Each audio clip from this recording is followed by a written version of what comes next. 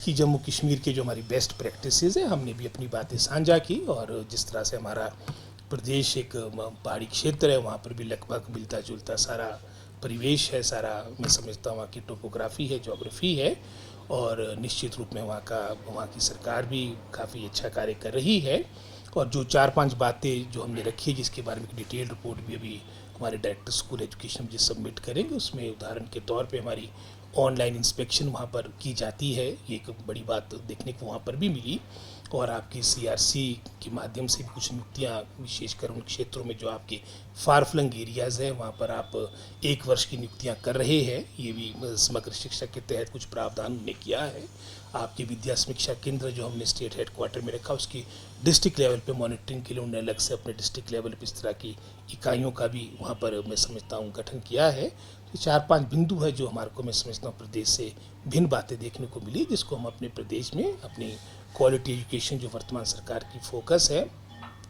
इन बातों को देखते इन बिंदुओं को भी यहाँ पर इनकॉर्पोरेट करने का प्रयास करेंगे। जानते कि पिछले कल डिप्टी सीएम साहब की अध्यक्षता में हमारी सीबीएसई से संबंधित विशेषकर जो भविष्य में अपॉइंटमेंट्स होनी है उसके बारे में बैठक हुई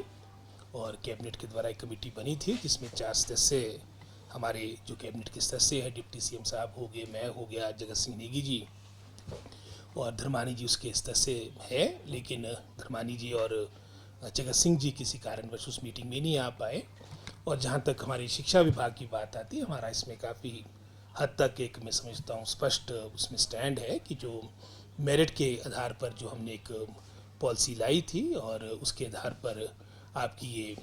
प्रक्रिया प्रारंभ हो। उदाहरण के तौर पे हमारे जो प्रिंसिपल्स के भी लगभग कोई 150 के आसपास हमने जो पद भरने हैं उसकी तो सूची भी तैयार ऑलमोस्ट हो चुकी है और उसके उपरांत अन्य कैटेगरीज के जिन्होंने रिटर्न दिया था उसके बाद स्क्रीनिंग हुई, उसके आधार पर ये सारी बातें हो। तो जो कल की बैठक थी उसके बारे में सारी जानकारी माननीय मुख्यमंत्री जी को दी जाएगी और अगर आवश्यकता पड़ेगी इसको हम कैबिनेट भी ले जाएंगे। और जहाँ तक हमारे शिक्षा विभाग की बात आती है, हमारा स्टैंड इसको लेकर क्लियर है कि मेरिट के आधार पर ये नियुक्तियाँ शीघ्र हो। फिलहाल तुम 16,000 का ही कमिट कर सकते हैं और उसके ऊपर तो अब आशाएं तो बड़ी भी हो सकती है, लेकिन फिलहाल तो जो योजना है वो 16,000 की है। लेकिन ये ज़रूर है कि जिसमें और प्रॉब्लम्स आ रही जिसके कारण इसको हम इनकॉर्पोरेट नहीं कर पा रहे हैं, ये मैं समझता हूँ सही मायने में इम्प्लीमेंट नहीं हो पा रही है, इसका भी शीघ्र रिव्यू किया जाएगा ताकि इसका लाभ हमारे बच्चों को शीघ्र मिले। खुद सोच सकते हैं कि अब ऐसी बातें तो बहुत ही समाज में बड़ा एक नकारात्मक संदेश देती है और विशेषकर जो अगर बाड़ी खेत को खाने लग जाए तो इससे दुखदायी क्या हो सकता है। कहाँ हम इतिहास में मोहम्मद गौरी और गजनवी की बातें करते हैं और जब ऐसी बातें यही लोग करेंगे जिनके हाथों में सारी बातें दी है, बहुत ही दुखदायी है। और इसमें मैं कोई राजनीति में पढ़ना नहीं चाहूँगा, लेकिन इसमें शीघ्र जैसे SIT की आपने बात की, अपनी फाइंडिंग आए और आपके लॉ के अकॉर्डिंग उन पर एक्शन लिया जाए। तो ऑलमोस्ट हो ही चुका है। वैसे साल में एक बार ही करते जब हम पूरे साल की एडमिशन्स की रिपोर्ट लेते हैं और पॉलिसी वही थी जो हमने शुरू में 2023 में प्रारंभ की थी कि जहाँ पर आपके विद इन मैं समझता हूँ 2 किलोमीटर आपके पास दूसरे प्राथमिक पाठशाला है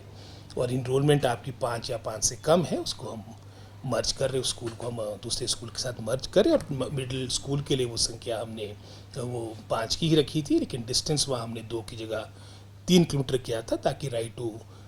एजुकेशन एक्ट की भी वायलेशन ना हो। और उसके तहत इस वर्ष भी लगभग हमारे कोई 30-35 स्कूल तो वो थे जो 0 इनरोलमेंट वाले स्कूल्स थे और उसके अलावा भी कोई 60-70 स्कूल वो थे जहाँ पर एक बच्चा 2 बच्चा आपकी 5 कक्षाओं में था, उनको एडजॉइनिंग स्कूल्स में उनको मर्ज किया गया है। बाहर से भी उसमें आ सकते हैं और उसका मैं समझता हूँ वो एक किसी के कोई जैसे उदाहरण पर कोई रिटायरमेंट पार्टी है, कोई किस तरह से अपने स्कूल में कोई वहाँ का स्टूडेंट रहा है, वो इस तरह की भावना रखता है, इज़ मोस्ट वेलकम। तो इस सोच के साथ इस योजना को प्रारंभ किया गया है और कई जगह इसके अच्छे परिणाम भी देखने को मिल रहे हैं। तो हमारा प्रयास है कि शीघ्र मिले और कोशिश यही थी कि ये डायरेक्ट बेनिफिट ट्रांसफ़र की भी हमने जैसे स्मार्ट टेस्टिस की बात, उसमें जो हमारे को पैसा मिलता है वो हमने डायरेक्ट बेनिफिट स्कीम के तहत उन बच्चों के नाम किया और इसमें भी हमने वाउचर्स का एक प्रावधान रखा था ताकि इसमें कोई बीच की ऐसी बात ना हो, डायरेक्ट बच्चा जो भी लेना चाहता है स्वयं ले। लेकिन कुछ उसमें टेक्निकल जो प्रॉब्लम्स आ रही है उसको हम शीघ्र उसको रिमूव करने का प्रयास करेंगे ताकि जो हमारे मेधावी छात्र हैं उसको इसका लाभ मिल सके। वैकेंसीज़ बहुत है हमारे पास, उसमें उनको एडजस्ट किया जाएगा, और जो विद इन उन स्कूल्स में भी एडजस्ट किए जा सकते हैं, क्योंकि आप जानते हैं कि हमारे 16,000 से अधिक हमारे इन स्कूलों में आपकी इनरोलमेंट बढ़ी है, तो स्वाभाविक रूप में हमारे को अतिरिक्त टीचर्स की आवश्यकता पड़ेगी। तो अगर एडिशनल टीचर्स की भी वहाँ पर रखने की बात होगी हम रखेंगे, लेकिन